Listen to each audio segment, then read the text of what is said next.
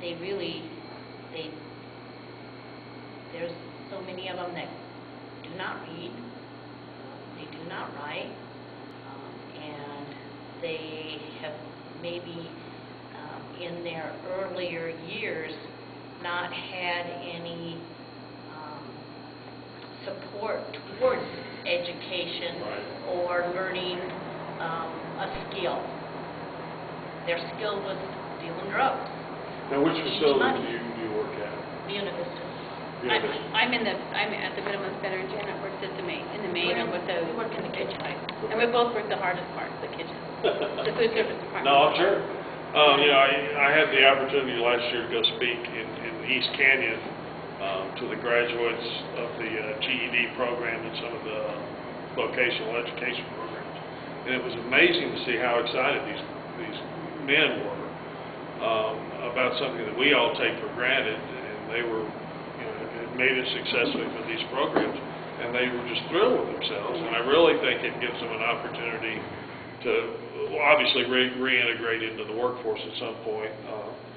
We do hope it brings the recidivism rate down. And the good news is a lot of these programs that we're starting to see are faith-based programs that have been the most successful, and those don't require a lot of state dollars because they're privately funded or grant funded. So as the state has cut some of those programs, there's been somewhat of a backfill with the faith-based programs, which has proved highly successful so far. So hopefully that will continue to be the case. I'm a bit disappointed that they ended the boot camp program there. I've had probably about 4 offenders that had gone through the boot camp program.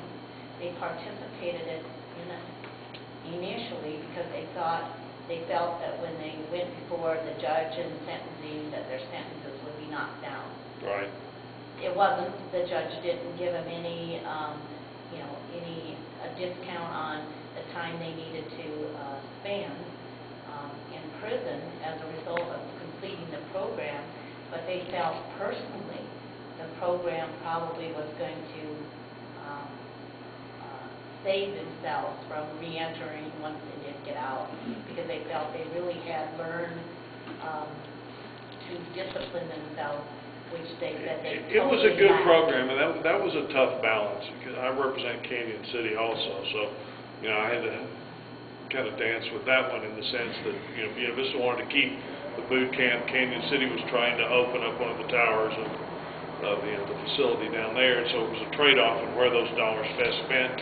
And I think the department made the determination that the boot camp, although it was somewhat of a successful program, the recidivism rate was higher based on the population. Plus, it was only at about 60 to 65% utilization. So it was purely a money decision, and it was difficult because it was a good program.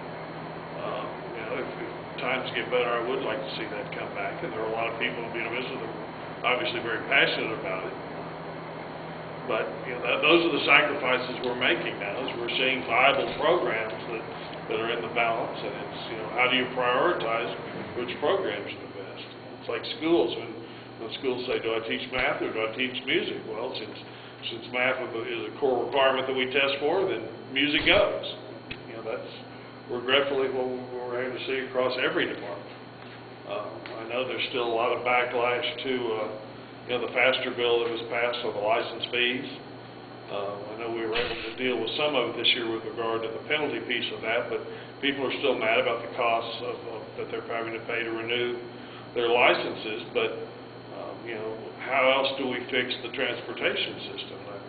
Interestingly enough, came from a group in Canyon that said, just let the roads go back to gravel. You know, that's, you know, I think most people don't quite feel that's really an acceptable option. So, but these are the choices we're rapidly having. They own a horse ranch. Yeah. Well, I think he's a motorcycle rider, actually. So.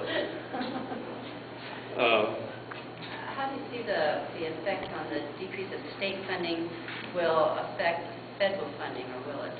How do you see that relationship? That's one of the balances. I mean, that's one of the calculations that we have to make more and more these days. Is when we look at, and I'll give you a perfect example. We're looking at I'm carrying some legislation later in the session that's going to take us down on some of the CSAP testing we do, because we want to get back to the federal, we want to just match the minimum federal levels of over-testing, but we want to make sure that we don't remove something that would actually have us lose federal funding. So every program we look at if there is a federal match, how much the match is, and how important keeping that match is to the viability of the programs. I think a lot of them are going to the bare minimum just to keep federal match, and then keep the programs alive. So we are very careful with what's the federal balance with everything we do. Healthcare, education, it really is. We need, much as we hate to be that tied to the federal government because there's always strings, you know, a lot of our safety net programs we couldn't do without the federal match. Do you have any idea what the dollar amount would be of federal programs or percentage that would affect the state budget? I mean, you're talking about health and education or... Well, our overall budget, federal dollars, are about $11 billion. And that's top to bottom, you know, from transportation to healthcare, education, the whole 9 yards. So, you know, that's a little over 50% of our budget in actual dollars. And when you were talking about programs cut, do you have any specifics? I mean, you're cutting the reduction, the $250 million reduction. I mean, that's the balance what you're having. You're going to have cuts, $250 million in cuts, right? The good news is, as a state, we don't have to recommend programs that are cut, because we are a local controlled state, so we have 178 disparate school districts that will make their own decisions on how best to allocate their resources.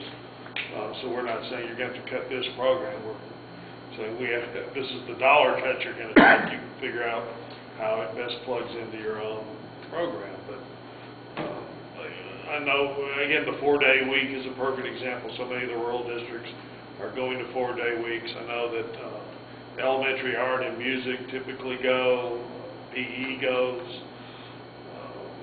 And, you know, the sad part about that is I'm a firm believer in liberal arts education, the nexus between music and math, but we're losing a lot of that because, you know, we have to, again, stick to the cores because those are what we get funded on. I think we're really taking some steps backward.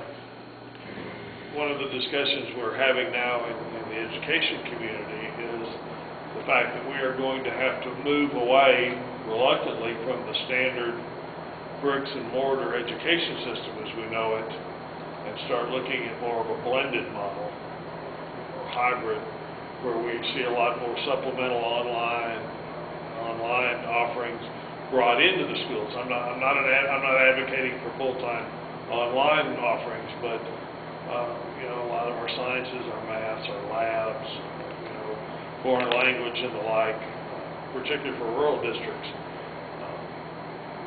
We found that some of the districts like Cherry Creek would have 172 different offerings in high school, and you know, in rural Colorado, we're lucky if we have 60 some odd. So there's really a gross inequity. I mean, we can't offer the international baccalaureate programs. We don't do well with AP classes because we don't have the student count. So more and more of that's going to have to be online, and then we'll have to base our funding model on this hybrid. I really think that's plus our, you know, for the most part in rural Colorado, you know, we're lucky here. We've got, you know, we built this a few years ago. I know we've got the new high school going in. There's a lot of rural communities that couldn't pass a bond issue or a mill levy to save their lives. Canyon City's a perfect example. So they're not going to have the capital to be able to keep putting into these antiquated facilities, and they're going to have to look to pare down facilities and then somehow augment program. And again, online is going to be the only way to do that. So we're going to probably have to revamp you know, K through 12 from top to bottom with those models. The higher end's already going that way to a large degree. Yes, ma'am. Back up for a minute. When you talked about carrying the school finance bill in-house, what's that bill called, first of all? Well, it's called Senate Bill 11230 concerning the financing of public